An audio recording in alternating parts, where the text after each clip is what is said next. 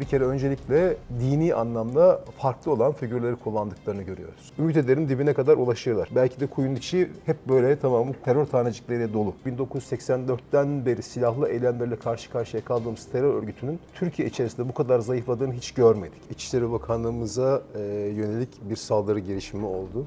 1 Ekim 2023 günü saat 9.26'da PKK terör örgütü mensubu 2 terörist, İçişleri Bakanlığı Emniyet Genel Müdürlüğü Atatürk Bulvarı girişine sahibini öldürerek ele geçirdikleri bir araçla geldi. Araçtaki teröristlerin bomba ve silahla gerçekleştirmeye çalıştıkları terör saldırısı, kahraman 2 polisimizin dikkati ve yoğun çabası sonrası hasarsız atlatıldı. Teröristlerin saldırı girişiminin engellendiği noktada yapılan araştırmalar sonucu çok sayıda ağır mühimmat ve silah rastlandı.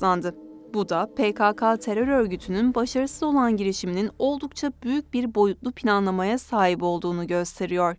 YPG PKK terör örgütü Suriye'de Batılılardan almış olduğu destekle, onların sağlamış olduğu eğitim ve teçhizatla ve teknolojik destekle birlikte bir yapı kurdu. Sözde SEL, Saziye, Evlekariye, Leşkeri. Türkçesi sözde istihbarat yapılanması. Şimdi bu istihbarat yapılanması Türkiye'de pek çok yatay ve dikey hücre kurdu zaman içerisinde. Kimleri kullanarak?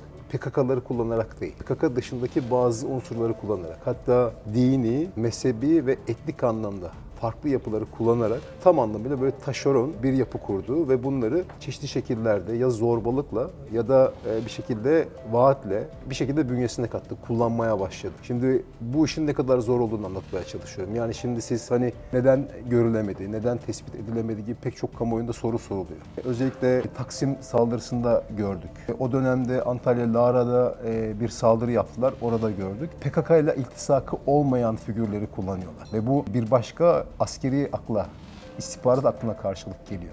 Ve bu yapıyla birlikte Türkiye'de PKK ile iltisakı olmayan bir takım yatay ve dikey hücreler üzerinden eylem yapmaya çalışıyor. Yani bu işin en büyük zorluklarından bir tanesi o. Sizin arşivlerinizde olmayan kişileri Irak ve Suriye alanlarından, hatta Avrupa'dan devşiriyor ve buralara getiriyor. PKK terör örgütü özellikle Türkiye sınırları içerisinde baskılandıktan sonra ciddi bir değişim yaşadı. Sınırlarımız içerisindeki güncel terörist sayısının 2 hanelere düştüğü bu günlerde Suriye'nin neredeyse tamamı ve Irak'ın bir bölümü PKK'nın ağırlık merkezinin kaydığı nokta olarak değerlendirilebilir. Terör örgütü eğit donat faaliyetleri başta olmak üzere çok sayıda terör planlamasını bu noktalarda gerçekleştiriyor. 26 Eylül 2022'de gerçekleştirilen Mersin Polis Evi'ne yönelik terör saldırısıyla 13 Kasım 2022 tarihli Taksim saldırısı da Suriye kaynaklı gerçekleşmişti. Kimleri görüyoruz, kimleri kullandıklarını görüyoruz. Şimdi bir kere öncelikle dini anlamda farklı olan figürleri kullandıklarını görüyoruz. Ayrıca mezhebi anlamda farklı olan figürleri kullandıklarını görüyoruz. Yani dini olarak örneğin Süryanileri kullandıklarını görüyoruz. Etnik anlamda Ermenileri kullandıklarını görüyoruz. Hatırlarsınız aynı İsa'da Suriye'de Nubar Ozanyan taburu kurmuşlardı. Bir sözde askeri yapı ama bir de bunun istihbarat yapılanması. Nubar Ozanyan terör örgütü PKK-PYD'nin bir uzantısı olarak 24 Nisan 2019'da Suriye Tel Tamir'de kuruldu. Terör örgütü sözde amacını ise Ermeni halkını, dilini ve kültürünü, aynı zamanda Suriye kuzeyindeki toplumların halklarını DAEŞ ve Türkiye'ye karşı korumak şeklinde ilan etti. Türk Silahlı Kuvvetleri'nin başlattığı Barış Pınarı Harekatı'nda da bu taburla ve terörist saldırılarıyla karşı karşıya gelmiştik. Bir diğer tarafıyla İşte Ezidileri kullandıklarını görüyoruz. Bir diğer tarafıyla Sünni Arap tabanlı yapıları kullandıklarını görüyoruz. Ve bu Sünni Arap tabanlı yapılar üzerinden sadece istihbaratı değil, aynı zamanda manipülasyon işlemleri de yapıyor. Türkiye'deki göçmen hassasiyetini vesaire şeyleri kullanarak. Böyle son derece tehlikeli bir yapıya karşı belli ki istihbarat teşkilatımız ve İçişleri Bakanlığımız çok uzun zamandan beri çalışıyordu. Yaklaşık herhalde bir 10 aydır, 11 aydır çalışıyordu ve bunun neticesinde bugün operasyonun düğmesine bastılar. Ümit ederim dibine kadar ulaşırlar. Ama bu cümleyi kurarken bile son derece ihtiyatlıyım. Çünkü yatayda ve dikeyde hücre yapılanması. Şimdi bunları çökertmek çok büyük bir zorluğa karşılık geliyor. Yani tabiri caizse iğneyle kuyu kazma. Daha doğrusu iğneyle her bir pisliği tek tek nişanlayıp vurup onu oradan çıkartma işi ve belki de kuyunun içi hep böyle tamamı terör tanecikleriyle dolu. O yüzden büyük bir mücadele var. Yani mücadeleyi sadece terörle mücadele operasyonu olarak algılamayın lütfen. Bu jeopolitik oyunun bir aparatına dönüştü terör örgütü. Şimdi özellikle Suriye'de yabancı istihbarat servislerinin ve devletlerin ve bir takım işte ordu güçlerinin, özel unsurların desteklemesiyle birlikte, himaye etmesiyle birlikte, fonlamasıyla, donatmasıyla birlikte çok farklı bir hüviyet kazandı. O yüzden oradaki sözde devlet oluşum yapılanmasının mutlaka istikrarsızlaştırılması ve çökertilmesi gerekiyor. Burada da sadece meseleyi Suriye üzerinden değil, Irak üzerinden ele alınması bence çok daha doğru olur. Çünkü Irak'la Suriye arasında bir karasal bağlantı kurma eğilimi içerisindeler ve bu bağlantıyı da çok ilginç bir şekilde bizim son derece hassas olduğumuz bir alan üzerinden. Irak'ın anayasasının 140. maddesinin konusu olan tartışmalı bölgeler üzerinden, merkezde de Kerkük üzerinden yapmaya çalışıyorlar. Bir diğer tarafıyla da Çemçemali ve Hormor. Çemçemali ve Hormor neden söylüyorum? Burası Süleymaniye ile Kerkük arasındaki bir geçit ve şu an orada çok büyük doğal gaz rezervleri bulunur. Nasıl Suriye'de petrol denklemine, enerji jeopolitiği ile ilgili denkleme musallat olmuşsa, orada da doğal gazla ilgili enerji jeopolitiğine musallat olma eğilimi içerisinde.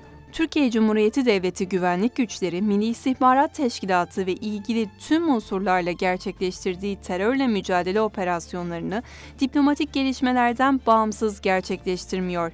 Terör örgütü PKK'nın Irak'ta gerçekleştirdikleri, elde ettikleri ve özellikle enerji üzerinden hedefledikleriyle alakalı yoğun bir çalışma trafiği sürüyor. Dışişleri Bakanı Hakan Fidan da 24 Ağustos 2023 tarihinde yaptığı açıklamada şu anda Irak topraklarında PKK terör örgütü kendini gizliyor.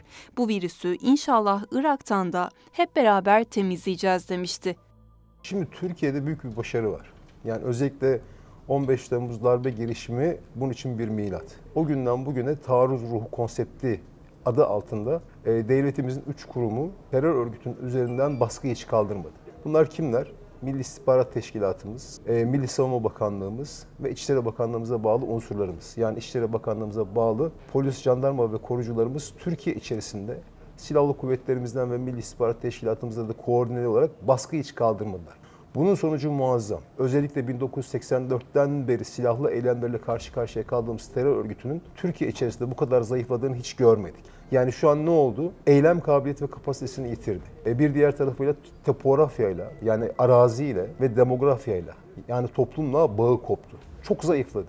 Şimdi bunun sonucunda işte diyorum ya, bu bahsetmiş olduğumuz varlık bir şekilde sözde askeri bir etkiye karşılık geliyor. Bu körelince, eylem kabiliyeti ve kapasitesini yitirince bu sefer istihbarat usulü eylemlere yöneldi. Bugün karşı karşıya kaldığımız işte Taksim'deki saldırı, o Lara'daki saldırı, İçişleri Bakanlığımıza yapmaya kalktığı saldırı girişimi, hepsi bir şekilde istihbarat yapısı, PKK'nın istihbarat yapısı, sözde SEL'le ilgili olan.